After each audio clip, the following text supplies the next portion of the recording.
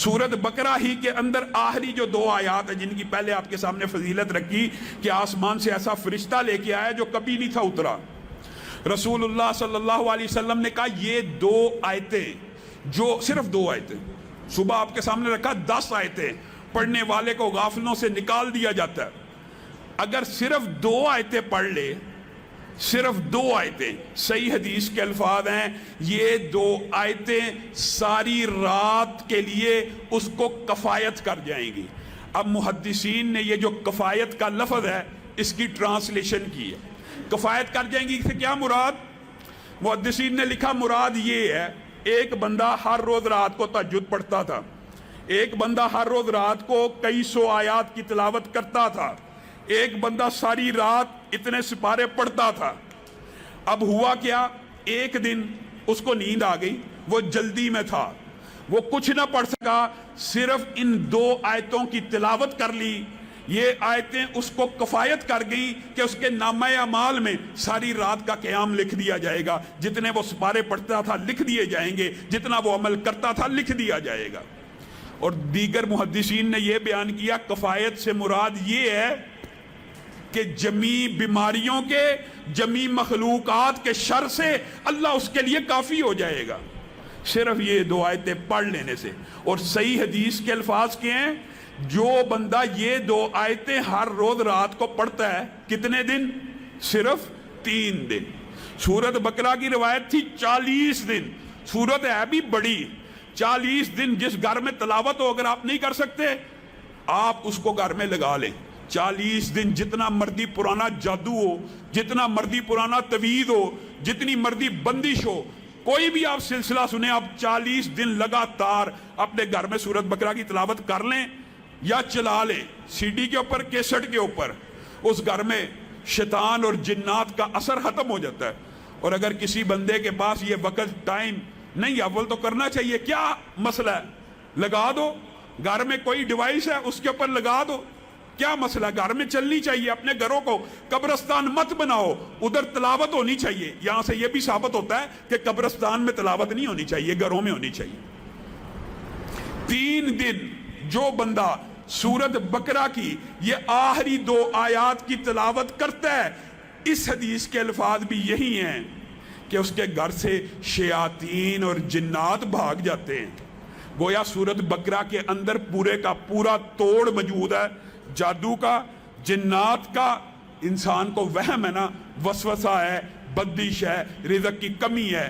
سورت بقرہ کی تلاوت گھر میں لگائے، نہیں لگا سکتا، یہ آخری 2 آیتیں یاد کرے، کیونکہ نبی کریم نے ان کی اضافی فضیلتیں بھی بتائی ہیں کہ اس کے اندر جو مانگا جاتا ہے نبی کریم نے کہا وہ اللہ عطا کر دیتے ہیں.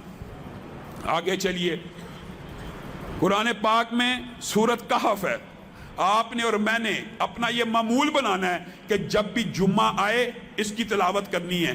احادیث میں یہ بات ملتی ہے کہ سورت کہف ایک جمعے سے لے کر دوسرے جمعے کے مابین جتنے دن ہیں ان کو نور اور روشنی سے بھر دیتی ہے. کس کے لیے؟ جو اس کی تلاوت کرتا ہے.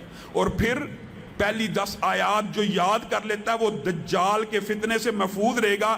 اتنا بڑا یہ فتنہ ہے جس سے ہر نبی نے پناہ مانگی ہے. آپ یہ دیکھیے، ایک چھوٹا سا وائرس، ایک چھوٹا سا کرونا کتنا بڑا فتنہ بن گیا ہے. WHO کے پوری دنیا غلام بن گئی ہے. دجال اتنا بڑا فتنہ ہوگا، وہ تو شعبدہ بازی کرتے ہوئے کہے گا اگر میں یہ تمہارے آباء و اجداد قبروں سے نکال دوں، زندہ کر دوں، مان لو گے مجھے رب؟ لوگ کہیں گے پھر تو واقعی رب ہوگا. اور وہ شعبدہ بازی سے اپنے ہرکاروں اور شیاطین کی مدد سے اپنے شیاطین کو ان کے والدین کی شکل دے کے قبروں سے زندہ کھڑا کر دے گا. اتنا بڑا فتنہ ہوگا. اور وہی شخص اس کے فتنے سے بچے گا جو سورت کہف کی پہلی 10 آیات پڑھ حفظ کر لے گا نا. دجال آ بھی جائے اس کو صاف پتہ لگ جائے گا کہ یہ دجال ہے، یہ رب نہیں ہو سکتا. تو آپ سب اس کی یاد کی کرنے کی بھی کوشش کریں. اور جہاں تک تعلق ہے سورت یاسین کا، بعض لوگ یہ سمجھتے ہیں کہ سورت یاسین کی کوئی فضیلت نبی کریم صلی اللہ علیہ وسلم سے مروی نہیں ہے. یہ بات درست ہے، ضعیف حدیث ہے، لیکن ایک صحیح سند کے ساتھ سنن دارمی میں عبداللہ ابن عباس کا ذاتی فتویٰ موجود ہے. اور جب کوئی صحابی کسی ثواب کے بارے میں ذاتی فتویٰ دے نا، وہ حکماً مرفوع ہوتا ہے.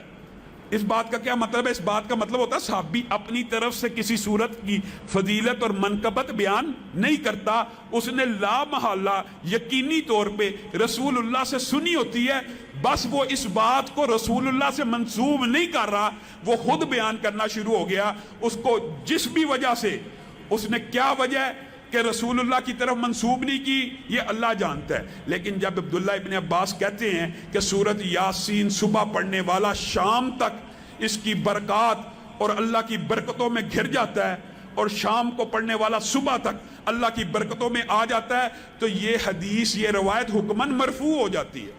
صحابہ اپنی طرف سے کسی عمل کا فضیلت اور اجر و ثواب نہیں بیان کرتے۔ اسی طرح بعض محدثین نے بیماریوں کے حوالے سے لوگ سوال کرتے ہیں، جو ڈپریشن ہے، جو انگزائٹی ہے، جس بندے کو نیند نہیں آتی، جو بندہ ساری رات بے چین رہتا ہے، اسلاف نے یہ بات بتلائی ہے، اس کے لیے بہترین سورت نبا ہے۔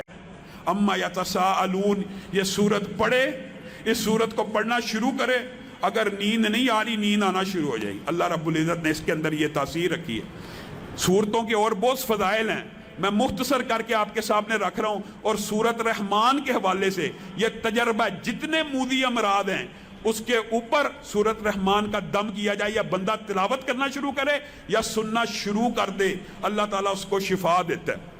اور جو